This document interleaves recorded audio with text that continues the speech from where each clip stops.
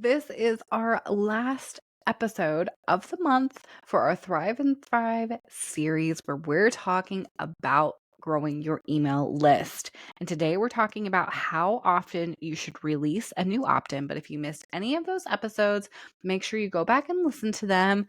And if you haven't downloaded the workbook, we made a workbook for you guys that is going in depth and covering everything you need to know to grow your email list. So, anything I've talked about in these episodes, go a little bit more in depth, but also keep things super, super easy for you to just jump into the section that you need help with, get the instructions, and run with it. So, it's our email growth workbook.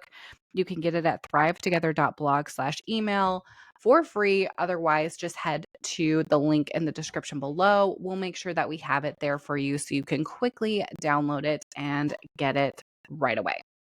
So, how often should you release a new opt in?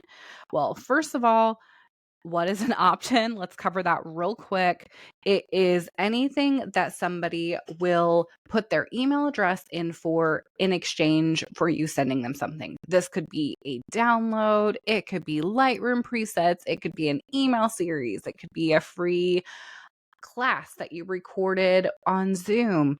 It could be a printable. There's so many different things that it could be. The possibilities are endless. I really encourage you to just have fun and be creative with it. Somebody in our Shift coaching community designed a download that was a workbook full of images of her home, and it showed the different paint that she used. So anybody that was like, "Oh, I really want to paint my living room. Let me see what Liz did." And she's got the paint swatches there in the workbook with beautiful pictures. It's such a cool idea. So there's so many different things that you can do. My suggestion, if you don't have one yet, is to start with one that is evergreen. So, one that can go year round, one that can show up on your website and it won't be out of place, and you don't ever have to change it if you don't want to. However, title of this episode is How Often Should I Release a New Opt in? Our suggestion is to add one every quarter. That is like a good way to kind of get you started with adding new ones in. If that's too much, add one every 6 months.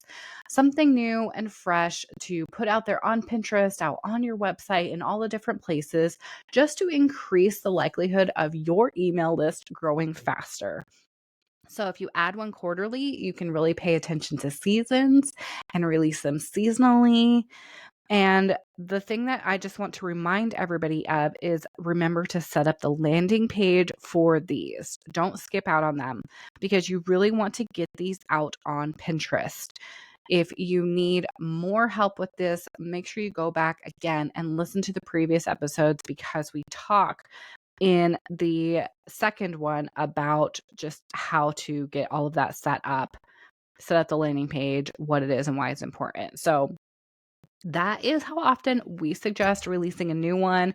And this does wrap up this series. And it has been so much fun and honestly so hard for me to keep these episodes really short and sweet. That was why I was like, you guys, we have to make a workbook to go along with this.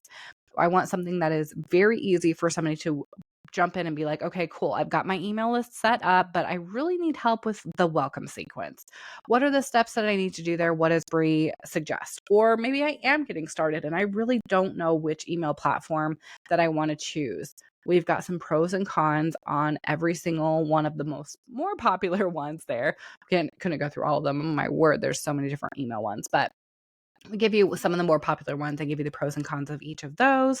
And then just, our tips for how to quickly create an opt-in, what to get all set up there, what a pop-up is, and whether or not you should do one, and some different opt-in ideas that you guys can grab. So that is all in our absolutely free ebook that you can go and download at thrivetogether.blog/email. It's our email growth workbook where you can cultivate an email list in just 4 simple steps.